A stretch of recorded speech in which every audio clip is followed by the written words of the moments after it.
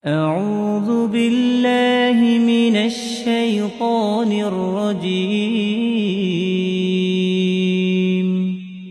بسم الله الرحمن الرحيم.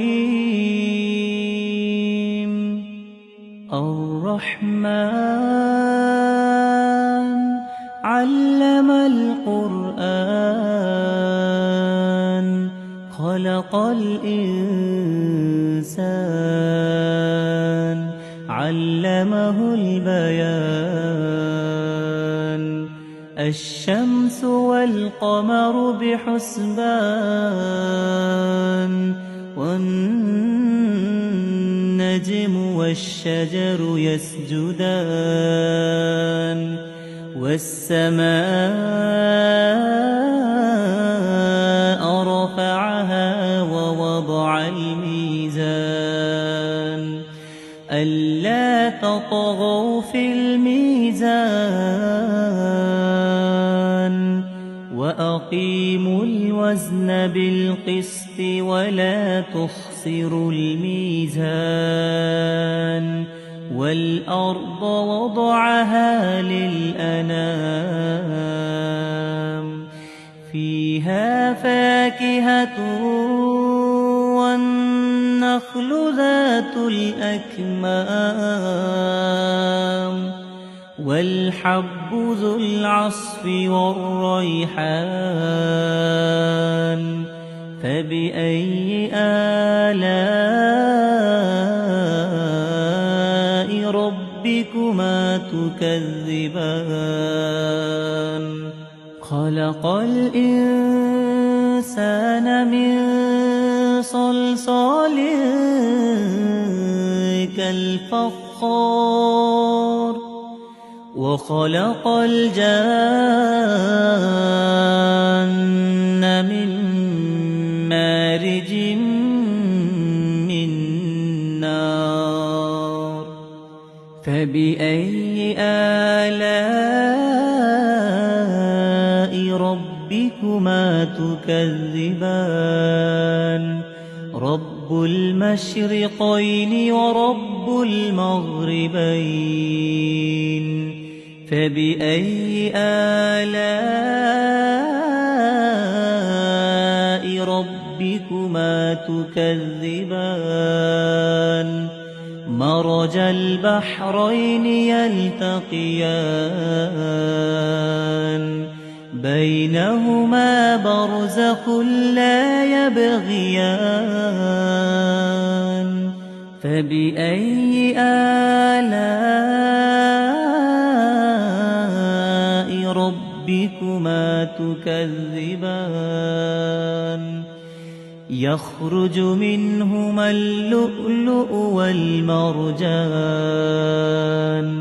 فبأي آلاء ربكما تكذبان. وله الجوار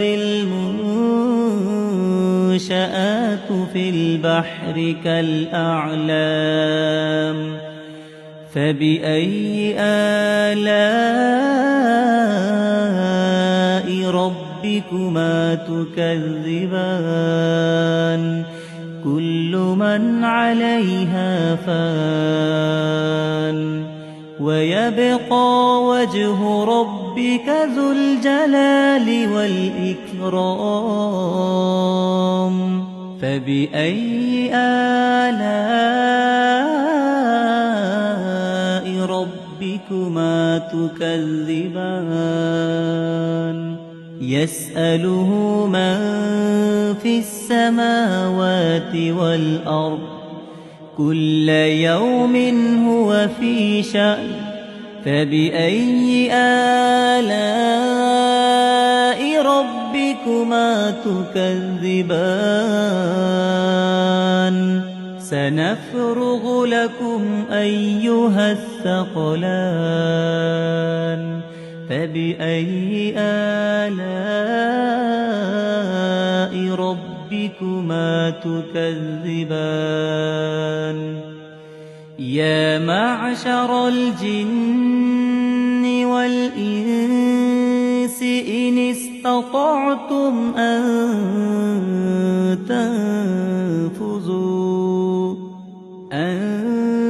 تنفذوا من أقطار السماوات والأرض فانفذوا لا تنفذون إلا بسلطان فبأي آلاء ربكما تكذبان يرسل عليكما شواظ من نار ونحاس فلا تنتصران فبأي آلاء ربكما تكذبان فإذا انشقت السماء فكانت وردة كالدهان فبأي آلاء ربكما تكذبان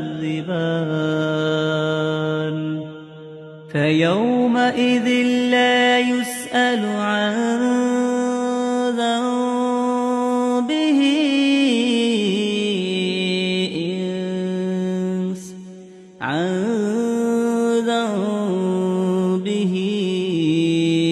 إنس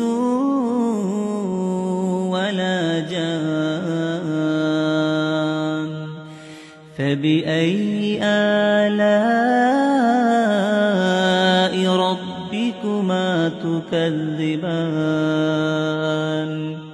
يعرف المجرمون بسيماهم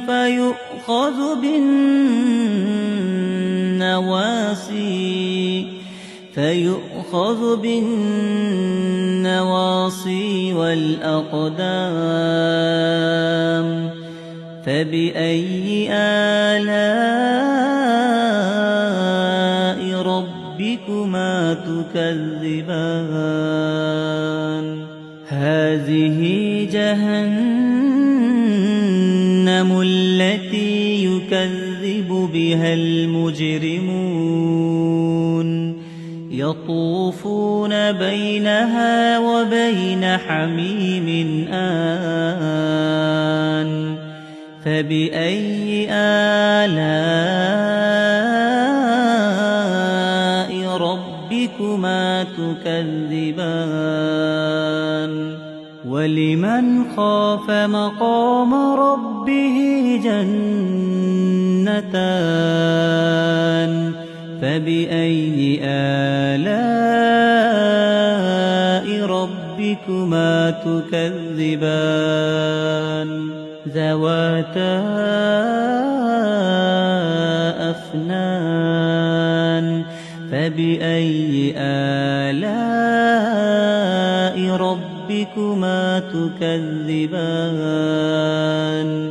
فيهما عينان تجريان فبأي آلاء ربكما تكذبان فيهما من كل فاكهة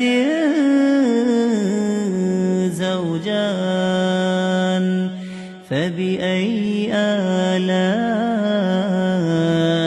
ربكما تكذبان متكئين على فرش بطائنها من استبرق وجنى الجنتين دان فبأي آلاء ربكما تكذبان فيهن قاصرات الطرف لم لم يطمثهن إنس قبلهم ولا جان فبأي آلاء ربكما تكذبان كأنهن الياقوت والمرجان فبأي آلاء ربكما تكذبان هل جزاء الإحسان إلا الإحسان فبأي آلاء ربكما تكذبان ومن دونهما جنتان فبأي آلاء ربكما تكذبان مدهامتان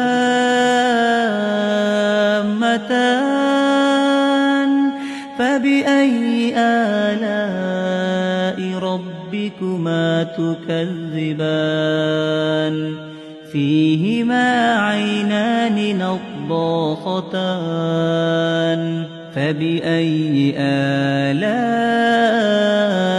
ربكما تكذبان فيهما فاكهة ونخل ورمان فبأي آلاء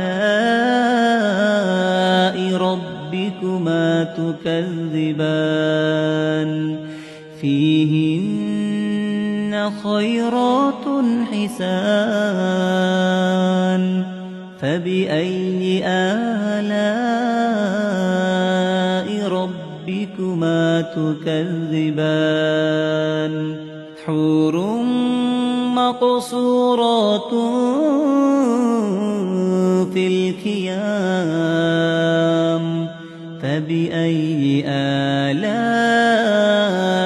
ربكما تكذبان لم يطمثهن إنس قبلهم ولا جان فبأي آلاء ربكما تكذبان متكئين على رفرف خضر وعبقري حسان فبأي آلاء ربكما تكذبان تبارك اسم ربك ذي الجلال والإكرام